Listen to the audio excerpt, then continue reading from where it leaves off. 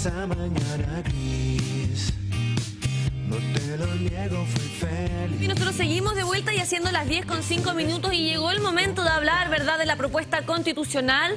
Para conocer todos los detalles, ¿cierto?, de algunos ítems importantes está Andrés Cruz, abogado, doctor en Derecho, profesor y político, miembro de la Convención Constitucional. ¿Cómo estás? Un gusto que esta mañana puedas estar con nosotros para así hablar en detalle sobre algunos aspectos importantes de este proceso. Muy buenos días a todas y todos. Muchas gracias por la invitación y en esta ya tercera jornada que se me ha invitado para poder conversar acerca de ciertos tópicos que pueden servir de base para que tomen ustedes la decisión respecto de lo que van a votar el próximo plebiscito. Sí, porque todas y todos tenemos que ir a las urnas el 17 de diciembre a favor o en contra, ya iniciada la franja electoral. Y bueno, acá es cuando ya se empieza a poner un poco más sabrosa la cosa, Andrés, porque uno dice, es que yo escuché, es que me dijeron, es que qué pasa con esto, y esa es la idea de este espacio, ir aclarando todo eso. Ciertos tópicos que, como estamos en campaña, las dos posiciones, tanto el a favor como en el contra, porque recuerden que vamos a votar a favor o en contra, eso va a ser las expresiones que se van a utilizar en la papeleta, y respecto de una de ellas usted no es que quiera o no quiera, porque es obligatorio concurrir a emitir el sufragio ese día, usted se va a tener que pronunciar. Ahora, ambas tendencias, como suele ocurrir en todo proceso electoral, tienden muchas veces a exagerar determinadas posturas, perspectivas, para obtener adeptos y finalmente triunfar en el proceso electoral respectivo. Y la idea es justamente despejar dudas que puedan existir en torno a estas exageraciones. Como muy bien dijimos nosotros en los programas anteriores, recuerden que una constitución es un programa que tiene que interpretarse de manera conjunta, es decir, aquí son 216 artículos, 62 disposiciones transitorias que deben ser entendidas en su totalidad para determinar cuál es el objetivo que se persigue a través de esta propuesta. Nosotros lo que estamos haciendo acá es establecer ciertos muestreos que nos permite concluir cuál es el objetivo finalmente de este conjunto de normas constitucionales. Si me permite, me gustaría mostrarle a las personas hoy día en vivo y en directo. Aquí tenemos el texto, ¿no? Sí, el texto escrito de esta propuesta de Constitución Política de la República de Chile. ¿Cuándo comienza a entregarse de manera gratuita este texto para que la gente tenga el tiempo? Eso es algo que justamente ha generado algún tipo de cuestionamiento porque el objetivo, la idea es que ya se comience a entregar para que la ciudadanía comience también a empaparse de su contenido. Sin perjuicio de ello, y hay que manifestarlo en términos bastante claros, esto hace rato está ya a disposición de todas y todos en los sistemas en distintas plataformas. Exacto. De distintas páginas. No es algo que necesariamente usted tenga que esperar a que le entreguen el texto por escrito para que finalmente emita una decisión. Es bastante fácil descargar este texto, bastante menos oneroso también porque hay desde ediciones especiales de distintas editoriales que tienen un valor específico hasta aquellas que circulan en las redes sociales de forma libre para que usted se informe en ese sentido. Están disponibles los 4.000 ejemplares oficiales acá en la región del Biobío, de todas maneras, ahí para que puedan también adquirir esto, pero como señala Andrés, de manera virtual, acá él hizo su tarea e imprimió esto, y nosotros estamos haciendo la tarea Y no también. solamente eso, la anillé. Oye, Y mire, le coloqué también la una anilló, mica. está totalmente rayada, escrita. Hice todo lo que tenía que hacer. Estudiada, estudiada como debe ser. 10 de 10, pero vámonos acá. Eso no significa que me guste, eso no significa que me guste, pero hay que darle el valor que corresponde, ¿no? Al fondo, capítulo 12, Derechos y Libertades Fundamentales, Garantías y Deberes Constitucionales. Y nos vamos acá con un artículo que genera, con un tópico como tú señalabas. Mucho ruido que está vinculado totalmente con la migración. Yo creo que, primero que nada, no necesariamente ser migrante es sinónimo de ser una persona que es transgresora de la ley, por favor. Creo que este tipo de estereotipos y prejuicios son muy dañinos. Lamentablemente hemos oído que para lograr adhesión a la favor, algunos, no todos, algunos han señalado que este texto constitucional favorecería la expulsión inmediata de todos aquellos migrantes que hayan ingresado de manera irregular, ilegal o no cumpliendo con la normativa vigente. Creo que hay que leerlo de manera ponderada porque también hay una interpretación que tienen que realizar los tribunales de justicia a la luz de una expresión que para mí por lo menos es fundamental y muy importante, y ojalá lo sea para todas y todos, que son los derechos humanos. A ver si me permites, el derecho entonces a la libertad personal y seguridad individual. La ley regulará el ingreso, estadía, residencia y egreso de extranjeros del territorio nacional. Todos los procedimientos y medidas regulados por dicha ley deberán llevarse a cabo con pleno respeto de la dignidad humana, los derechos y garantías fundamentales y las obligaciones internacionales adquiridas por el Estado de Chile. Exactamente, muy buena la lectura, extraordinario. De lo que se puede colegir que no se puede expulsar inmediatamente a ningún ser humano. Como lo que se está viendo Indudablemente ahora. que si a usted le dicen esta constitución va a permitir la expulsión inmediata de todos los extranjeros que se encuentren dentro del país de manera ilegal o irregular, no es efectivo, tomando en consideración que se tienen que respetar premisas que se encuentran contenidas en compromisos que nosotros hemos suscrito como país con otros estados y además con legislación que se encuentra vigente. Cuidado con eso, que no lo engañen, no es eso lo que establece la ley y para mí, en mi caso, creo que es importante tener en cuenta que el migrante es un ser humano, tiene derechos como cualquier otro residente del territorio de la República. Creo que con eso estamos con esta disposición. Sí, tenemos la segunda parte ahí donde la ley establecerá los casos, procedimientos, formas y condiciones del egreso o expulsión en el menor tiempo posible. Según corresponda, de aquellos extranjeros que hayan ingresado al territorio nacional de forma clandestina o por pasos no habilitados, así como de aquellos que hayan cumplido en Chile una pena de presidio efectivo por crímenes o simples delitos. Se procurará que dichos extranjeros cumplan la referida pena en su país de origen, cuando así corresponda, de conformidad con la ley y a los tratados internacionales ratificados por Chile y que se encuentren vigentes. Conforme a la redacción de la disposición, cabe hacer presente que por mucho que uno pueda, desde el punto de vista literal, entender que hay una retórica bastante alambicada en ciertos casos que pretende insinuar que esto se va a verificar de manera automática, no es así. Siempre termina estableciendo, en conformidad a la ley y los tratados internacionales. De manera que tengan cuidado, no se trata de que usted al votar implica que inmediatamente van a expulsar a cualquier tipo de persona. Insistimos en esto para evitar que las personas se generen expectativas frente a ciertas promesas que se pueden levantar, sobre todo en este tipo de campañas binarias, y que del día de mañana se vean defraudadas porque en realidad no se va a cumplir aquello que le señaló aquel que está buscando su voto. Exactamente, aquí con todo no se aplicarán las disposiciones del párrafo precedente en los casos de refugio, asilo o protección, expresamente contemplados en la ley, así como en los tratados internacionales ratificados por Chile y que se encuentren vigentes. Es lo que habíamos conversado. Exactamente. Acá estábamos, artículo 16, continuamos precisamente, pero con la letra H. En esta oportunidad estamos viendo la letra B. Sí.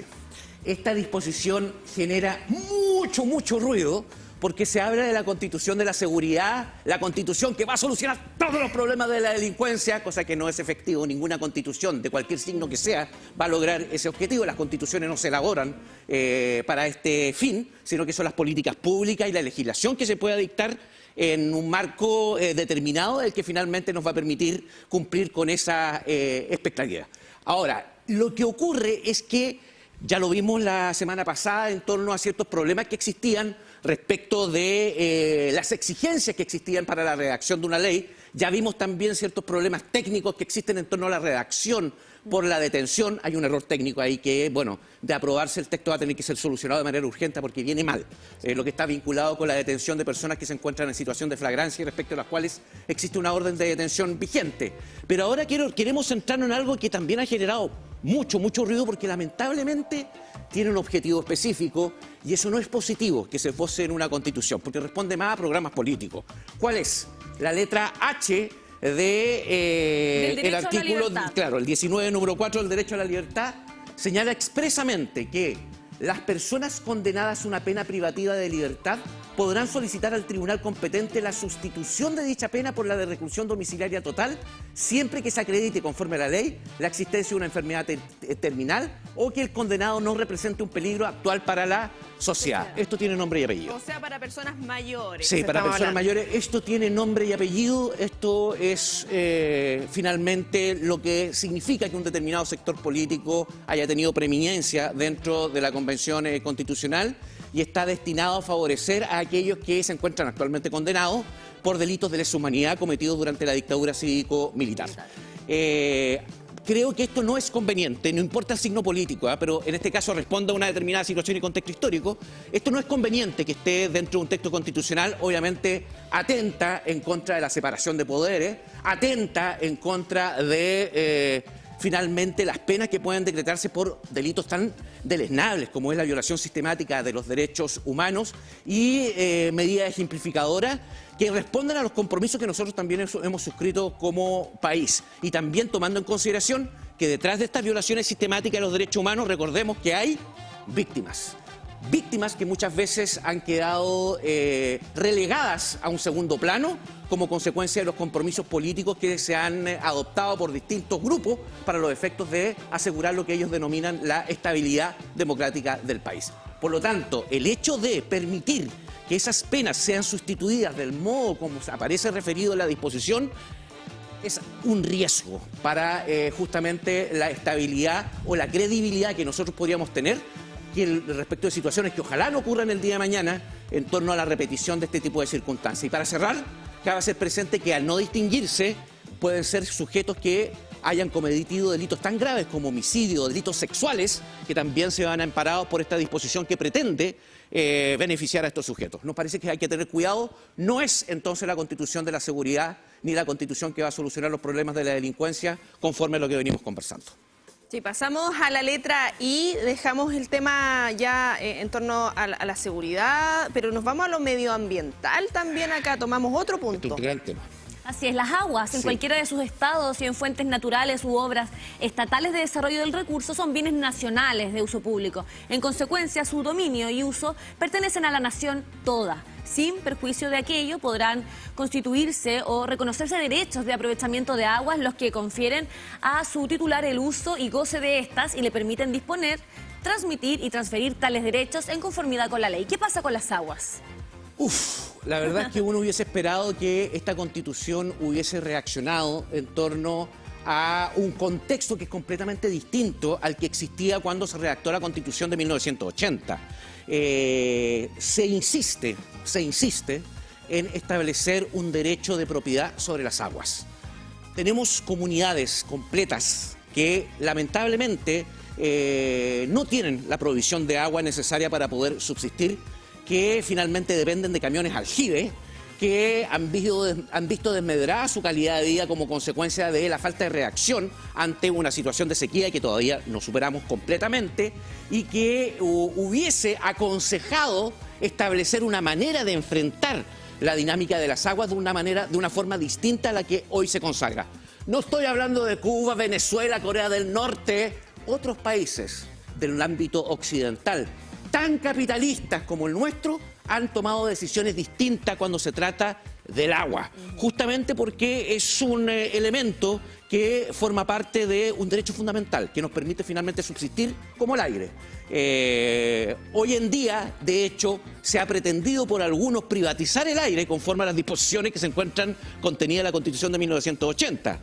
No me sorprendería que el día de mañana la concesionaran, ojalá que así no ocurra. Pero respecto del agua, esto hay que relacionarlo con lo dispuesto en el artículo 30. Yo no sé si está preparado el artículo 30. El artículo 30, ¿lo teníamos en el mismo orden? A ver, sí, el artículo 30 venía... ¿Sí pero lo tenemos ahí? Ahí está el artículo. Sí, Fíjese usted, porque se establece finalmente que de manera bastante especial, primero se reconoce que hay un derecho al agua, que es de la nación, pero sin perjuicio de ello, podemos generar o podemos constituir derechos de aprovechamiento del agua. Y miren lo que dice el artículo 30. El ejercicio de los derechos y garantías que la Constitución asegura a todas las personas solo puede ser afectado bajo las siguientes situaciones de excepción: guerra externa, interna, grave conmoción y otro tipo de circunstancias que aparecen también consignadas. Emergencia, calamidad pública, No, cuando perdón, afecten gravemente creo el que hubo personal un problema, es el de desenvolvimiento de las 1630. instituciones del Estado. Sí, pero hay que irse al 1630. Ah, ya. 1630. Yo lo voy a manifestar acá. Ya. El 1630 establece el derecho al acceso al agua y al saneamiento de conformidad con la ley. Es deber del Estado garantizar este derecho a las generaciones actuales y futuras.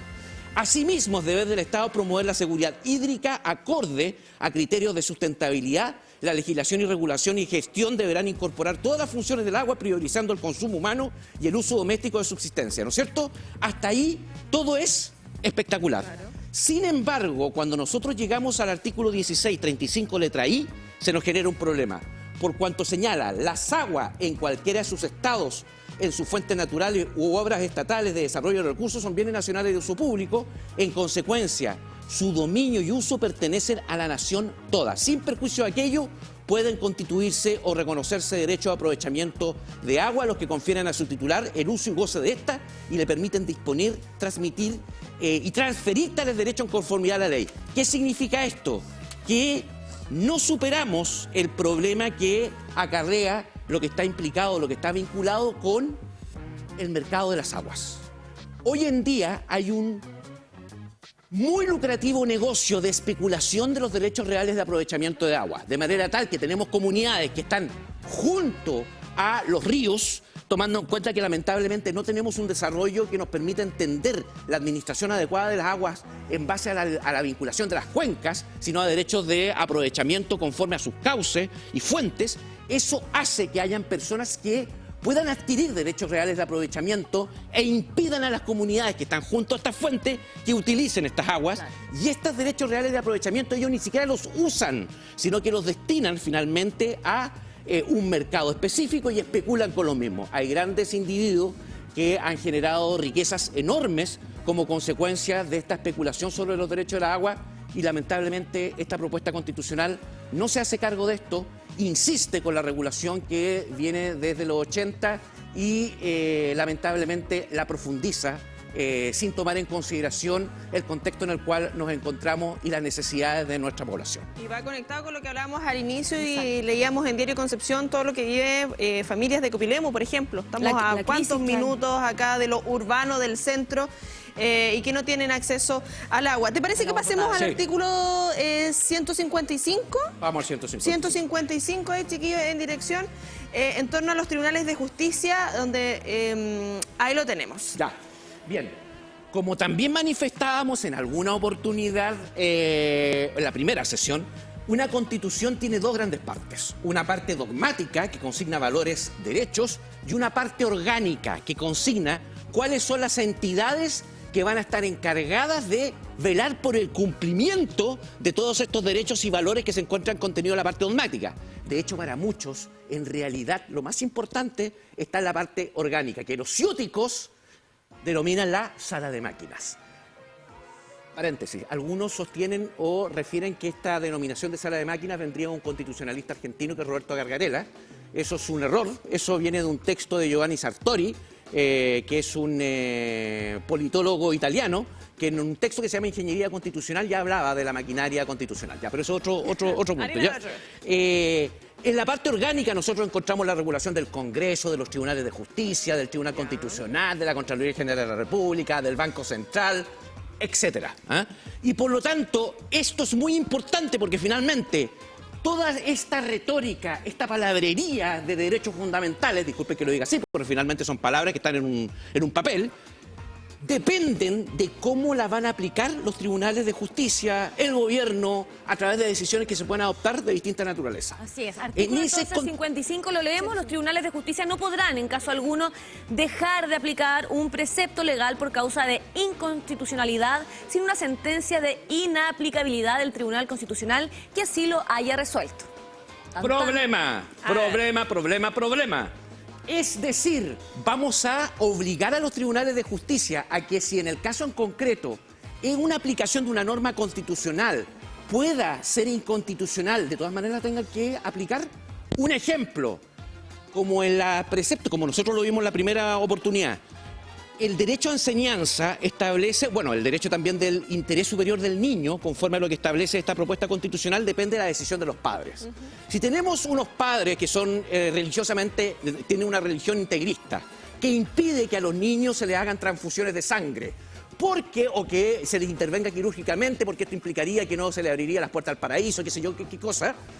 Eso significaría que los tribunales de justicia, frente a esta disposición constitucional, no podrían hacer prevalecer el derecho a la vida, por cuanto hay que aplicar justamente este sentido de que el interés superior lo determinan los padres, y vamos a permitir finalmente que el niño muera porque tendría que esperar el Tribunal de Justicia, que el Tribunal Constitucional, que es otro tribunal, declare inconstitucional ese precepto que establece que el interés superior lo determinan los padres para el caso determinado. Me parece grave y exagerado. Y en esto hay que tener mucho cuidado. Aquí hay una reacción política, cortoplacista, frente a lo que se dice que ha hecho que los tribunales de justicia intervengan en áreas que no les corresponde y que muchas veces interpreten disposiciones legales de manera que puede ser contraria a lo que algunos sostienen debería estar vinculándolos porque es la Constitución. Eso es complicado, porque finalmente toda disposición legal puede tener, en el caso en concreto, una interpretación que puede ser contraria a la Constitución, y eso tienen que determinarlo los tribunales de justicia, así como cualquier otro tipo de órgano. Me parece complejo esto. Más aún, disculpando, terminando, porque se mantiene una suerte de acción o recurso de protección que explícitamente obliga a los tribunales a determinar si una situación específica es o no contraria a la Constitución, conforme a la aplicación de leyes. ¿Qué vamos a hacer en ese tipo de circunstancias? Esto es complicado desde el punto de vista técnico. Si seguimos en este mismo tema con el Poder Judicial, nos vamos al artículo 177, donde nos indica en el punto 5...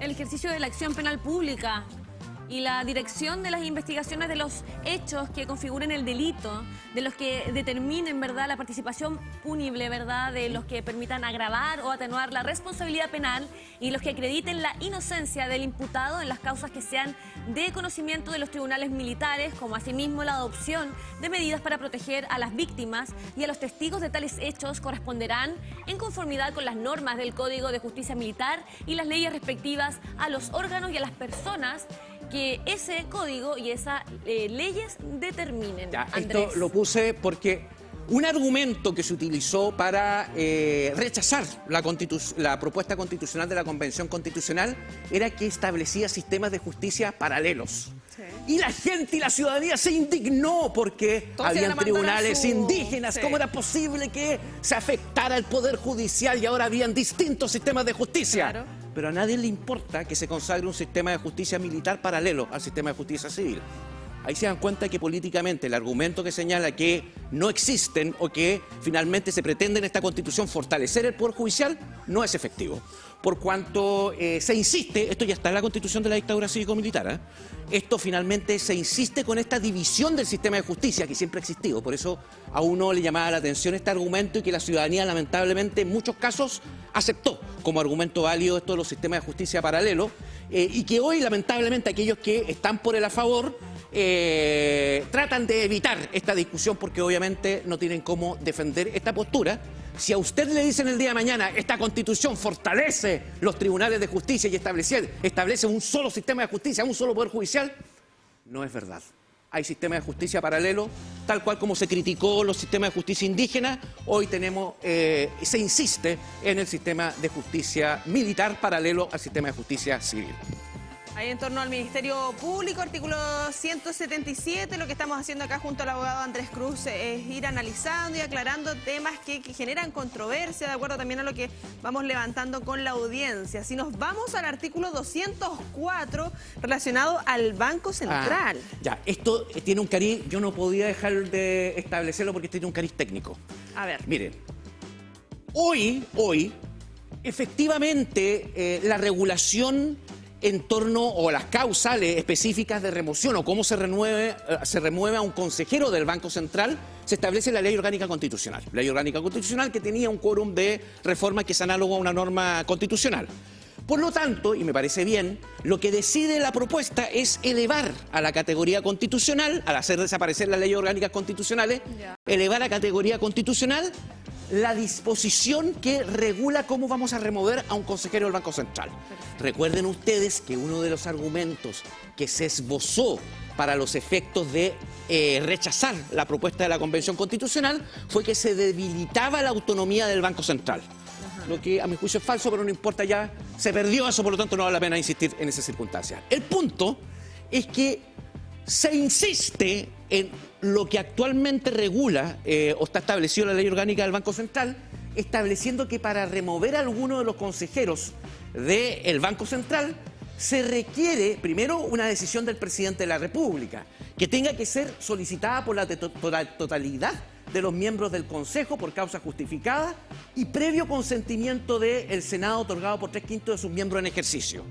Es decir, la decisión para remover a un miembro, un consejero del Banco Central, que se requiere que sea autónomo por cuanto va a tomar decisiones vinculadas con la política monetaria, el nivel de circulante, el control de la inflación. Para que usted sepa, este banco va a velar porque los precios no suban de manera excesiva, que finalmente el dinero que usted reciba no varíe de manera absoluta en torno a lo que usted pueda comprar en corto plazo, lo que ocurre en Argentina. Actualmente en Argentina tiene niveles de inflación absolutos, los cuales los precios uno no sabe cuáles son las realidades, qué va a valer su dinero de un día hacia otro. Mire la importancia que tiene justamente que existe un Banco Central autónomo distinto de las posiciones populistas que pueda adoptar cualquier gobierno. Y fíjense ustedes que acá la remoción de un consejero va a depender de una decisión política, no técnica. Es el mismo vicio que existe en la Ley Orgánica Constitucional y que muchos señalan que debería intervenir o la Corte Suprema o el Tribunal Constitucional, que son organismos técnicos que evitan la influencia política frente a decisiones que puedan adoptar los consejeros, que puedan afectar o ir contra las decisiones populistas y irresponsables de un gobierno determinado. Cualquiera que sea el signo, de izquierda, de derecha, da lo mismo. Ahí, como tú bien dices y bien vas comentando, la remoción solo podrá fundarse en actuaciones del consejero que impliquen un grave y manifiesto incumplimiento de los objetivos de la institución de la probidad pública o que haya incurrido en alguna de las prohibiciones o incompatibilidades establecidas en la Constitución o en la ley institucional, y siempre que dichas actuaciones hayan sido la causa principal y directa de un daño significativo a la economía del país. Esto, insisto, está en la Ley Orgánica Constitucional vigente, sin perjuicio de que se insiste en que sea una decisión política y que es un grave y manifiesto incumplimiento de los objetivos de la institución. ¿Quién va a determinar eso si finalmente le vamos a entregar esto, una decisión a un órgano político que puede hacer que no le guste a un consejero porque finalmente está impidiendo que se adopte decisiones populistas de corto plazo, que finalmente puede ser una gran panacea para el día de hoy, pero un gran perjuicio para el día de mañana? Recuerden aquellos que retiraron todos sus fondos de pensiones y que actualmente, ¿cómo lo van a hacer en el futuro? Lo que estamos analizando en torno a esta propuesta de texto constitucional que Andrés Cruz lo tiene ahí impreso, anillado, todo de manera personal, pero de manera gratuita lo está entregando el gobierno, esto por medio del Ministerio de Desarrollo Social y desde la Seremi de Gobierno, y hasta los 4.000 ejemplares acá en el Biobío. De todas maneras está circulando esto. Yo hago el llamado a tener precaución en todo caso a lo que vayamos a comprar. Está cerca de 3.000 pesos, hay que buscar ahí, lo tenemos de manera gratuita, a corroborar que lo que estamos comprando es, o a acceder a esto en la oficina de Seremi Gobierno Aníbal Pinto 372 en pleno centro de Concepción. Así es, ahí tenemos algunas informaciones que tienen que ver con el diario Concepción, donde también se habla que el gobierno comienza a repartir esta nueva constitución en Biobío. Los textos podrán entonces ser retirados de manera gratuita en el hall del edificio de la Seremi de Gobierno, en Aníbal Pinto 372, en pleno centro de Concepción, para que, aparte de ir a inocularse, ¿verdad?, vaya entonces, como hemos ido, 2x1 a buscar su nueva propuesta constitucional.